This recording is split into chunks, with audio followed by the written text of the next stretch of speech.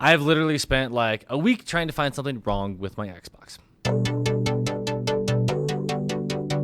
Hey everyone, Evan, Permission to Game here, and this is literally like the fourth time I've recorded this episode. I even took down one that I put up because I literally have been trying to find faults with my Xbox Series X and trying to create problems to tell you about what's wrong and why you shouldn't buy it. And honestly, I'm just forcing negativity. There's a few things that you should be mindful of and that you should be aware of before you purchase one if you haven't already. But does that have anything to do with the system? No, not at all. Honestly, not at all. Before you pick one up, if they become available for sale, or if you're gonna buy one third party or used, just be mindful. Be mindful of the couple hiccups you might run into when connecting and trying to utilize everything about your new Series X. Now, this is not talking about the Series S at all. This is purely the Series X. The few things to be mindful of are what TV you own, because TV matters. The HDMI 2.1 architecture is required if you want 120 frames per second gameplay. Here are a few that have been recommended by other companies such as CNET. You will need to potentially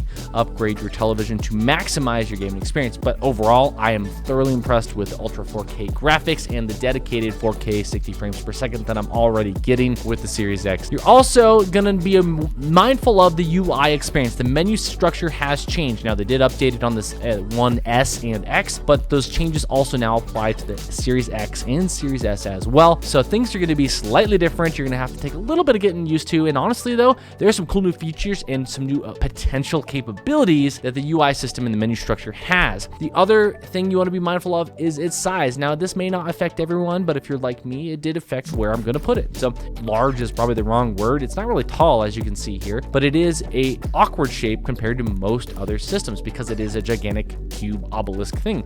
So if your space or cubby that you currently put in your system is only barely fits your console as it currently fits, you may have to rethink your kind of like places where you're going to put it. So keep that in mind. I'm having to build custom shelves that hang on the wall because my system is currently, well, my Xbox One S is currently tucked behind the TV through a whole wall mount system, but I can't do that with the way it's set up now, so I have to build something new. The other thing is the controller. Like, if you're looking for something new and exciting, you're not going to get it, but it is actually a really good controller. I really like how the buttons feel. I love the D-pad. At first, I was making fun of the D-pad. I thought it was a terrible idea to go to this whole rounded thing, but now that I'm actually playing with it, it is night and day better than the old D-pad. Absolutely love it. So those are the things to be mindful of. Keep in mind and just be aware that when you're buying your console, you may not exactly love the experience you get right away out of the box, but it grows on you. So the things I love about the system, like the system is gorgeous. And I don't mean just the look of the box, but like once you plug it in and what you're utilizing is the best graphics you can for what your TV is capable of, or your monitor, it is beautiful. It flows really well. The games, whether they've been optimized for the Series S and X, just inherently work better because the hardware in the system allows for more of the game to utilize and do what it needs to do. There's still things I'm learning. I want to learn how to turn on and monitor my frames per second so that I know kind of what the game is playing at. I mean, I've got Valhalla. I've been playing last night. I played a bunch of Battlefield 5, by far my favorite game. I love all the Pacific Island warfare stuff. The game was just better. It loads stupid fast. The system itself is extremely quick, and if you actually look at the architecture and go back to everything they talked about and the way it's put together, the system creates a fluid kind of experience. That's the best way to describe it, is fluid. Everything runs really, really well. The load times are extremely fast, especially the older the game is, the faster the load times are. I am extremely impressed. The speed is phenomenal. Honestly, Game Pass is also what makes this console even better. Now, I wanted to find faults with it. It is very similar to a subscription-based model like Hulu, Netflix, things like that. Games come on and off the Game Pass itself. If you really love the game, you can purchase it sometimes at a cheaper rate, but it's really nice to have.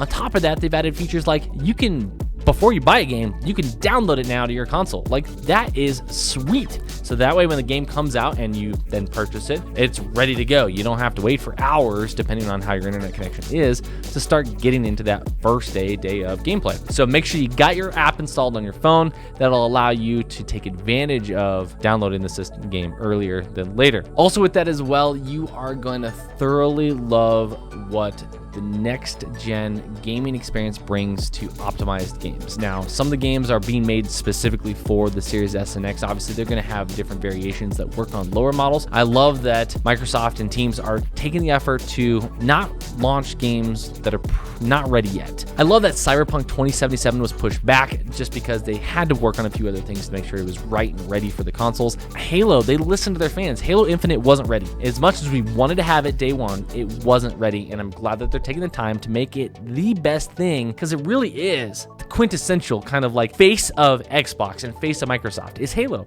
and you have to have it done right. I wanted to be really upset. I wanted to find problems with the system, and yes, I'm gonna continue to run into things that frustrate me, but it really comes down to, is there anything really wrong with the system? Not yet. It's a great system. Should you buy it? That's another question. Here's what you really need to think of. If you're like me, I had a 1S. Yes, the system is great to upgrade from there. But if you already have a 1X, or you're thinking about gaming for the very first time, the Series X may not be the right pick for you. If like I said, if you're new to gaming and you just want to get into consoles, but you're not 100% sure, the Series S is probably the route you want to go. Save some money, probably not going to buy discs. It's still got the same architecture. It's still going to work just as well, just not quite as good. But if to justify upgrading to this 1X, I've been telling people, like, if you don't care about first party titles and you're looking to improve your gaming experience from what you currently have with your Xbox One or 1S, definitely, I totally recommend it.